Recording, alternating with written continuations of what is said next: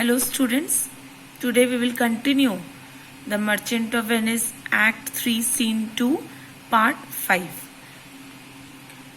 In the previous video, I already discussed that Bassanio is giving many examples of how all that glitters is not gold.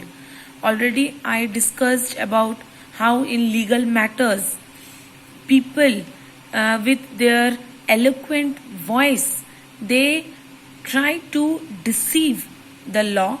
In religion, the most dishonest person quoting from the text, the holy book of Bible, how they try to hide their sins committed by them by becoming the pious and innocent people. Then Bassanio also discussed about the cowards, how these cowards put on an external appearance of courage to make them look very brave or hard to deal with. Students, now today I will continue with the next example. From here I shall start today. Look on beauty and you shall see it's purchased by the weight. So in this line, Bassanio feels that beauty can be bought with money. Means here Bassanio wants to say that an ugly woman nowadays can be looked beautiful with the purchase of makeup through money. So here purchased by the weight, underline weight, weight means through the money. So beauty can be purchased through money in a chemist's shop, which therein works a miracle in nature, making them lightest that wear most of it. So that's the miracle. What's the miracle? That nature has given us some features, but now what we can do, we can change ugliness to beauty. So man has created a miracle in nature's creation, making them lightest that wear most of it. Here Bassanio says that woman or the possessor of that false or artificial beauty is considered to be the lightest or unfaithful in character. Understood, students? That is why this line is given. Next, see one more example is there. So are those crisped, snaky golden locks. So now already beauty is deceived. The ugly woman looks beautiful using artificial makeup. Now in addition to that beauty, that false or artificial beauty, what comes? The false hair, the locks or the wigs. So next, in addition to her artificial beauty is the curled golden locks. The underline the word crisp, snacky golden locks means curled golden locks. So with makeup she has turned herself beautiful, and in addition to that curly golden hair. So see the next line, which makes such wanton gambols with the wind. Gambols means movement. So now as the wind is blowing, as the wind blows, the locks moves to and fro on her supposed, see the line, upon supposed fairness, means actually the lady is not beautiful. It adds to her beauty, means the movement of the golden locks adds beauty to her supposed to be the beautiful face. Students, I hope that this is clear to you. To be the dowry of a second head, the skull that bred them in the sepulchre. Underline sepulchre. Sepulchre means tomb.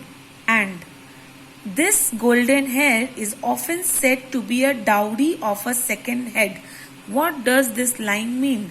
So this hair which adds beauty onto her face is borrowed from a second head. Now whose head? Students, please write down the skull.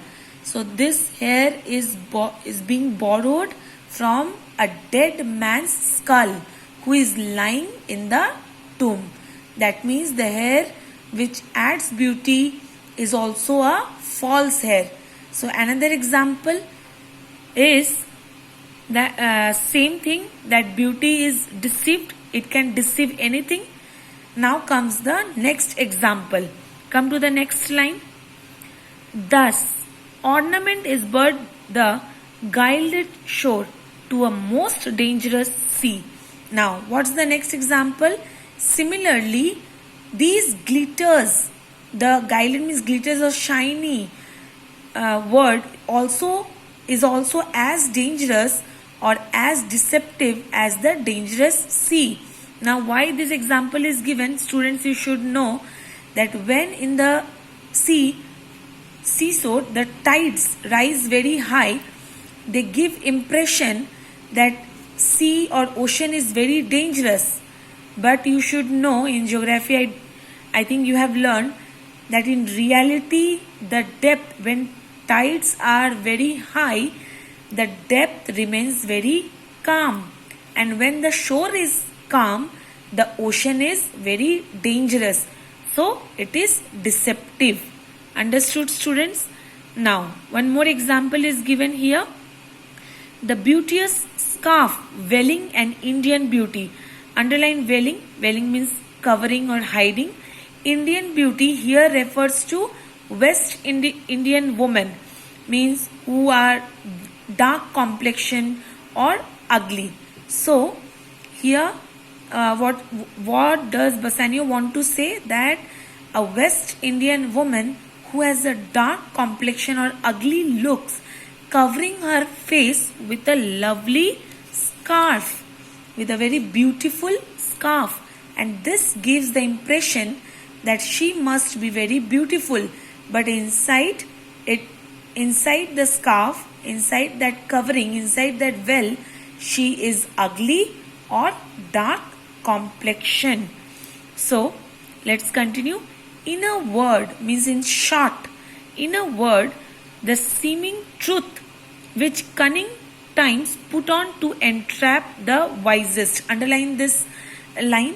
In short, it is said that the cunning people, they deceive, they put on this false appearance to trap the wisest man. Understood, students? So, all the gaudy, the shiny, the glittering looks are just the traps to entrap the wisest man. Therefore, thou gaudy gold, therefore you gaudy bold gold, hard food for Midas. Please underline this. Hard food for Midas. Why this reference is given? Why gold is said to be hard food of Midas? Students, you already know the story of Midas. This is a famous story of Midas, the king of Phrygia. He asked god Apollo that everything that he touched might turn to gold, and his wish was granted. Everything that he touched became gold.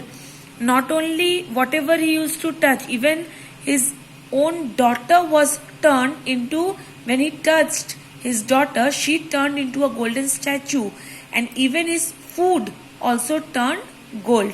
So, the reference is given, hard food for Midas. See the next line. I will none of thee means I will not choose any of this. None of thee means any of this. Nor none of thee, thou pale and common drudge. Here pale, plain, common drudge. Drudge refers, means slave. Common silver moves from one man's hand to the other. So it's a slave. That is why Bassanio said that the shiny, the glittering appearance of gold is not very impressive to Bassanio.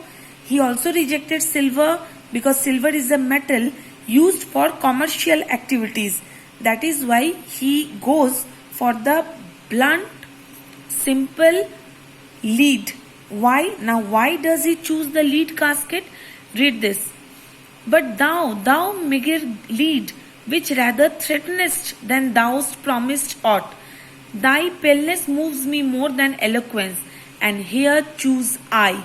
So here he says that this cheap lead, instead of promising of giving anything in return, it rather gives warning. That is why Bassanio would rather accept the threatening than be scared by it. That is why he preferred to choose the lead casket.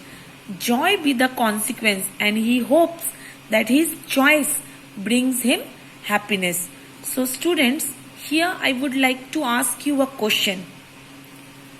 Which theme is highlighted in the choice of the casket? Can anyone answer?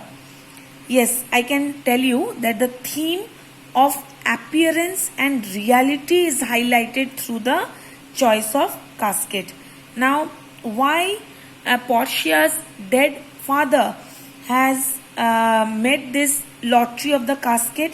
Because this casket device was not a lottery but a test of one's character, as the suitors need to choose based on the quality of the metal and the inscription on the casket. You remember that how the Princess of Aragon and Morocco choose the silver and gold caskets, because they were deceived by the expensive metals. They were deceived by the outer look. That is why they lost the lottery of the casket. But Bassanio chose the common lead, as he is ready to hazard all of for Portia's sake. That is why the theme of appearance and reality is stressed or emphasized through this casket, lottery of caskets. Students, I hope you have understood this, and I shall continue this scene in my next video. Please go through it properly and read this passage. Thank you.